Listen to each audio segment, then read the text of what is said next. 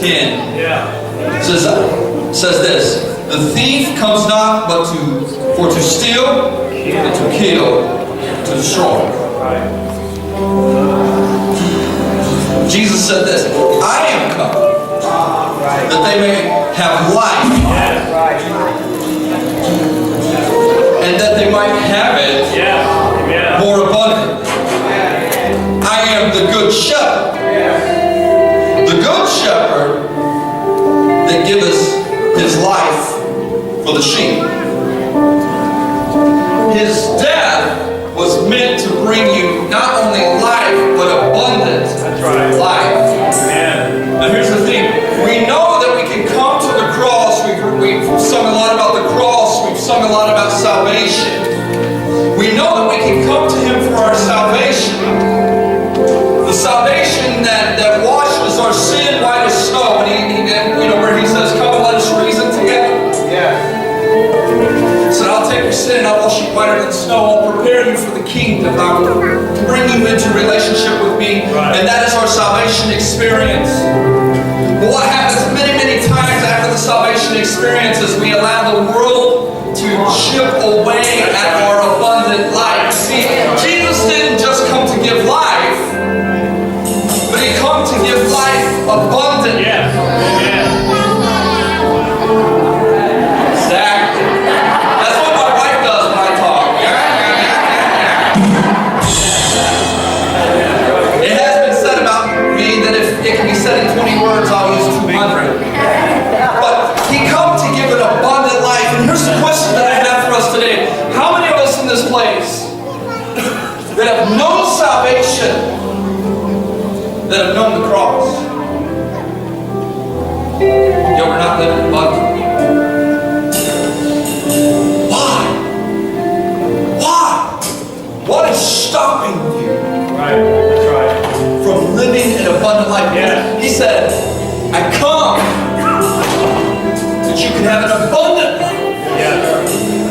So if I ask you, what's stopping you from abundant life? You see, many times we come to church and we look for an emotional experience, which I enjoy emotional experiences because a lot of times, many times, the emotional experience,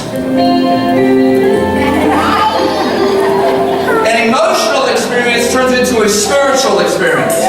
Because what it does is it opens up the door that we can experience Him spiritually. That's why we go from praise and enter into true worship. Because true worship then becomes spiritual. And when we enter into that spiritual place with God, that's where true change can take place. But what I'm going to ask you is, what's stopping you from an abundant life?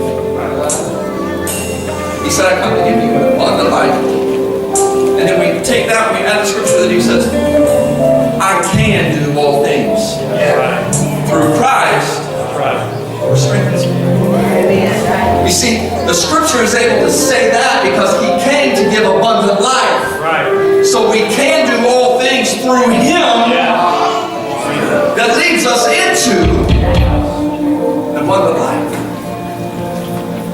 But the problem is, many times we just want an emotional high and we never have true change. Now, I'm not talking about a to-do list, but I'm talking about you hitting the mark. You see, many of us find ourselves spiritually chasing too many rabbits. You're hungry, but you're chasing too many rabbits. That's right. You gotta hit the mark. Amen. You gotta find that one. Because as long as you chase everything all at the same time, you're gonna go hungry. But if you set your sight, you put your eyes on the prize, you get goals that I press on the mark.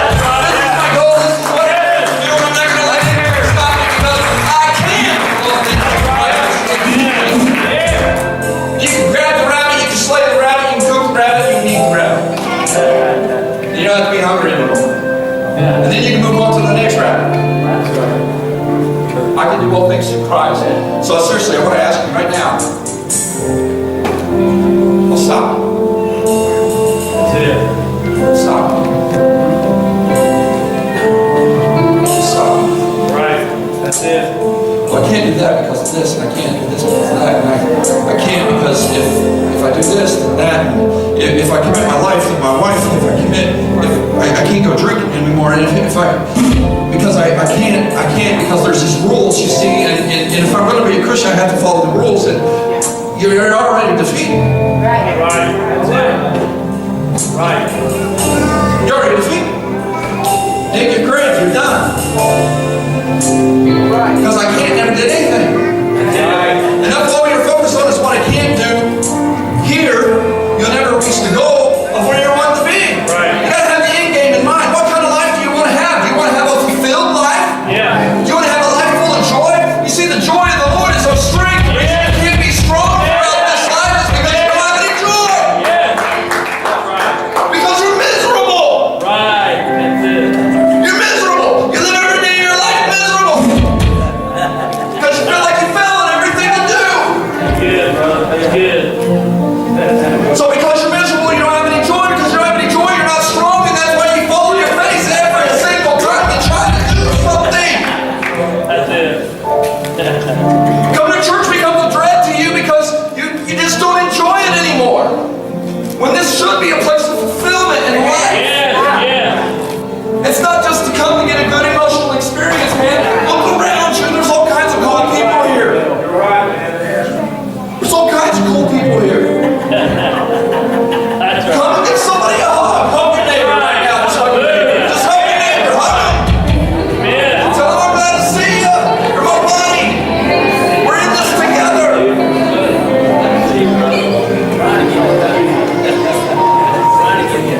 Man, I tell you what, today I know I need to shut up, but I want to go on and on and on. Because I want to see deliverance in this place. Not just in this place. Not just as a corporate body, but I want to see deliverance in your personal life. Because there's many of you in here, and my heart goes out to you, and I give you more. Because I look at you, and I feel, I discern that you have greatness on the inside of you. Because greater is He that is in you than He that is in the world.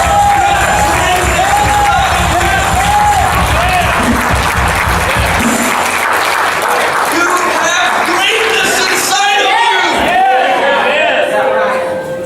It's not about what you've done, it's about what He did for you. He came to give upon that. It's in there, it's in there, it's in there. That's right. It's stopping me. It's stopping me. And I have to talk about this before I move on. I have to, because I don't think the whole purpose of all of this. Many times we have, and I've felt this myself, so I'm throwing myself in the boat here, a scarcity mentality. Scarcity mentality.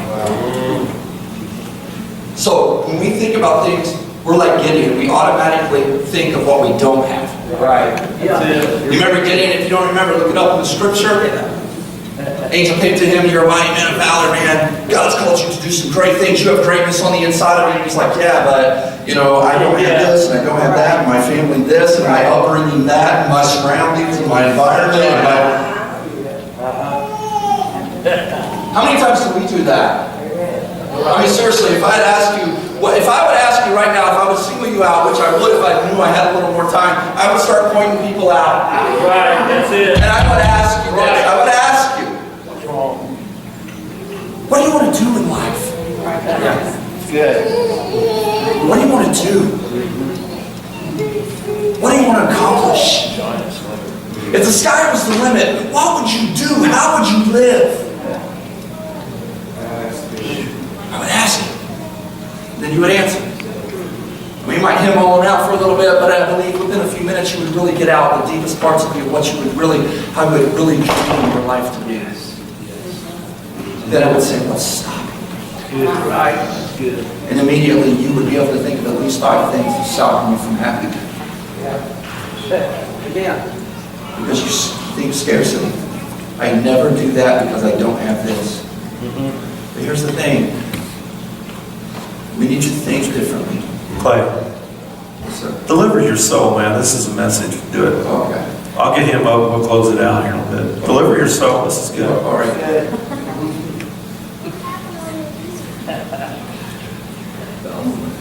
So I would ask you, what's stopping you? And you would tell me about 5 different things.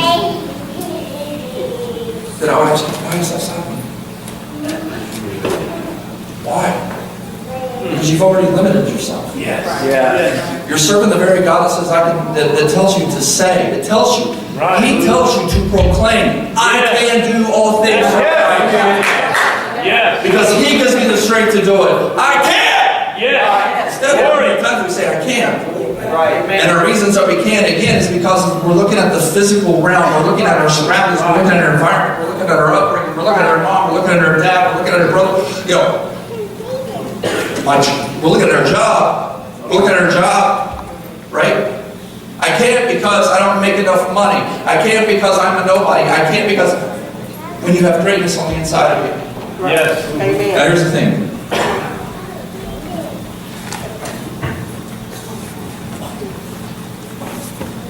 To really make it happen and to really accomplish and to get over that doesn't mean that you're pie in the sky and thinking things that aren't reality. Because reality is reality. There's things that I think of right now that I want to do and I want to be and I want to go. And the reality is I don't have the money for that. The reality is I don't have the position for that. The reality is I don't have the influence for that. But the difference is, instead of just saying, I will never have it because, I transform my thinking into, I can do it if God wills it. You see, that's the key. That's the difference. If God wills it. You see, we don't dictate to God, but God dictates to us. God has a plan for you. He has a path for you. He has a creative design for your life. You were created with a DNA, divine nature attributes that are in the inside of you that He specifically put in you for a reason, for a purpose, for your path. That nobody else could walk with you. You are full of greatness because you are full of God. That's it. Right. Now, some of you in this place, that you know that immediately as I'm talking, you're thinking, well, you know, I'm not really where I need to be with God, and I'm not, you know, I'm kind of, you know, I just know, and again, scarcity mentality. I ask you, why? Why? Because He's right here. He's all around us every day of your life. When you're in the shower, when you're at home, when you're laying in bed, when you're at work, He's right there. Right. He sees all. He knows all. He is all. He's right there with you, and He loves you. Right. And He's like, dude, I have something for you. All you have to do is walk in it. It's not complicated. We make it so much harder than it really has to be. Because we're always judging ourselves by everyone else around us. We look at what they have or what they don't have. If we look at those who don't have what we have, we think we're better than they are. If we look at those who have more than what we have, we look at ourselves as less than they are. And we live with this judgmental mentality that judges everything by the environment that we're surrounded by. Instead of speaking the scriptures into our life, instead of speaking through the Spirit into our life. That's right. Hey, look, it's not about going to the garden and chanting, there are no weeds, there are no weeds, there are no weeds. But it's about getting something about yourself, saying, you know what, I can do all things through Christ. I'm going to go in the garden, I'm going to find the weeds, and I'm going to put them out. Right? Because I'm tired of letting the weeds of life choke out the fruit of my Spirit.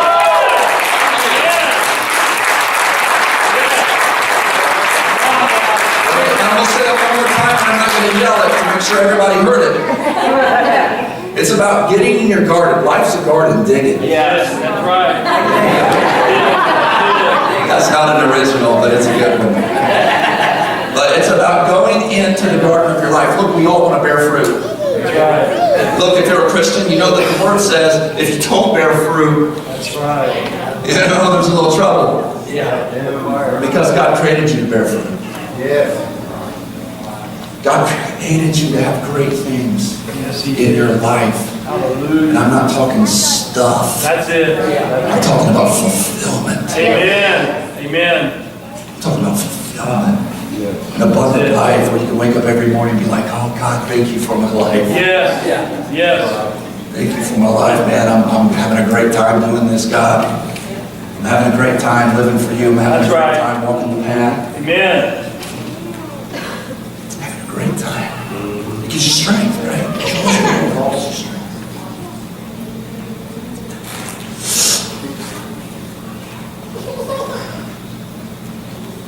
It can happen.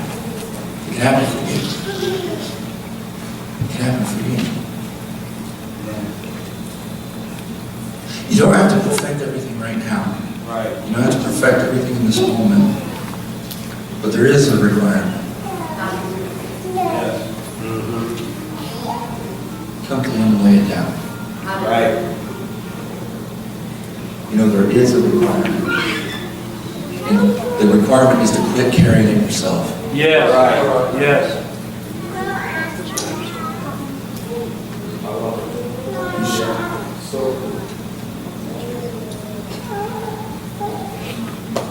I feel with everything in you, that with what God's doing in this corporate local assembly and doing in certain individual lives, that together we can totally transform the culture of this entire body. Yes, amen. That's true. We can transform the entire culture of the entire body. Yes. And if we can change that culture in here, from scarcity to abundance, and not abundance in stuff, but abundance in life. That's what I'm talking about. When we talk scarcity, most of the time we're talking about scarcity of life. Of life. Scarcity of life. But we can have an abundance of life, and we can change the entire culture. And here's what's cool about that. It's then when we go out to the world we were created for. And then when we walk around our neighborhoods, and when we go to our workplaces, and we go to our schools, and we go to our social clubs, and we go to whatever it is you go to, and who you hang with, and who your inner circle is, and who your friends are, you take that culture with you. Amen. And you deposit it. Right. Everywhere your foot treads. Right. Amen. And you deposit that. It's positive thinking, but it's beyond positive thinking. It's positive thinking with power. Right. Yes. Amen. It's not just a bunch of affirmations that you can say over and over and over. Come on now. But it's the word of the Lord to you that you can actually experience and implement in your life and on your path, and then it can blossom. Yes. And share with those around you. So I want to ask you, I'll tell you what. Let's go ahead. Let's just do this. Let's just do this real quick.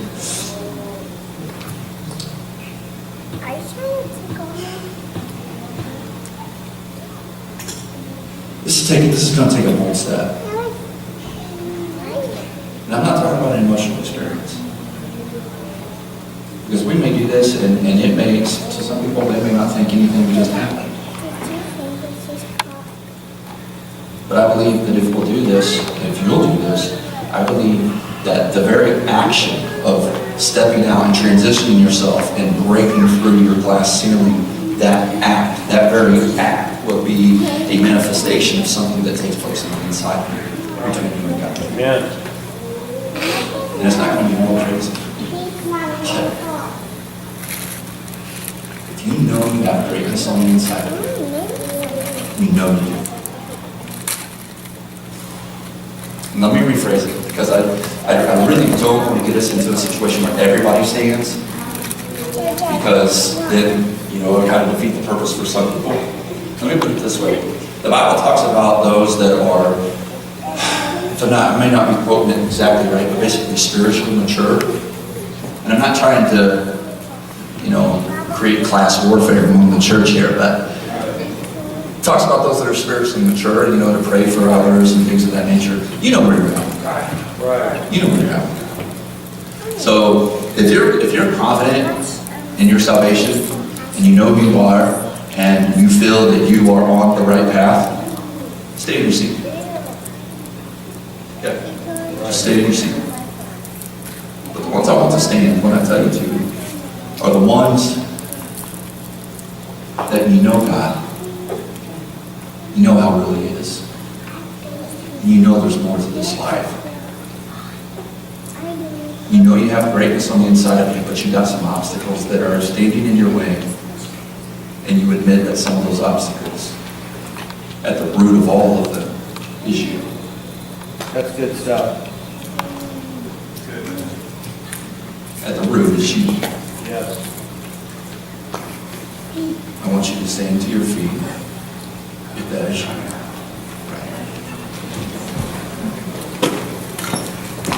You have greatness on the inside of you. You know you do. You know you do.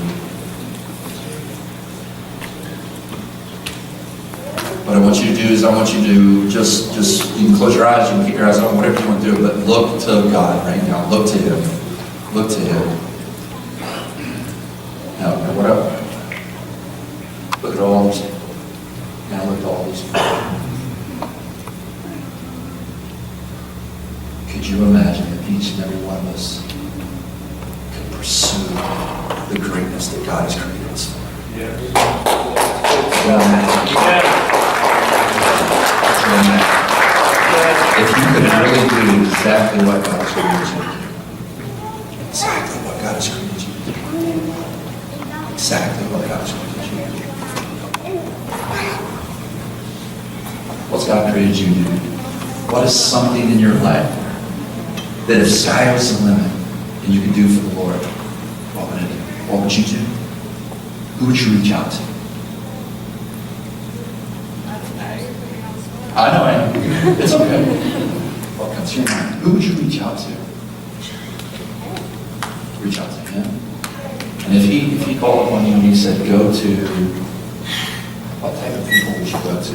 Who would you reach out to the most? Who do you think you would connect with the most? Why? Safe place. Have you found this to be a safe place? Have you found other places that weren't so safe? How many feel that? How many been there? This is a safe place. And that's the kind of thing I was talking about earlier. This is where we come together and we can hug and we can be friends. Right? This is a safe place because many people have been damaged. Yeah.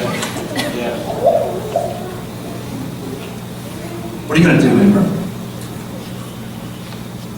What's your dream? To speak to young women. What has to happen before you can speak to young women? Okay. A little stronger. Do you have to be perfect? What's stopping you from speaking to young women? Why haven't you done that? You need an outlet. You see, we look to be perfect and we look for an outlet before we can step into it. All right, I could go on. I want to.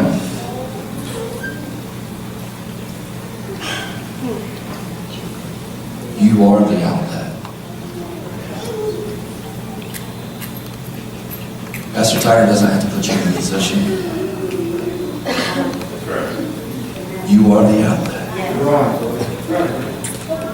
If God's called you to speak to young women, go find one and speak to them. Walk into a Starbucks. Walk in, look around, and say, that's the one. It all starts with, hey, do you mind if I sit here?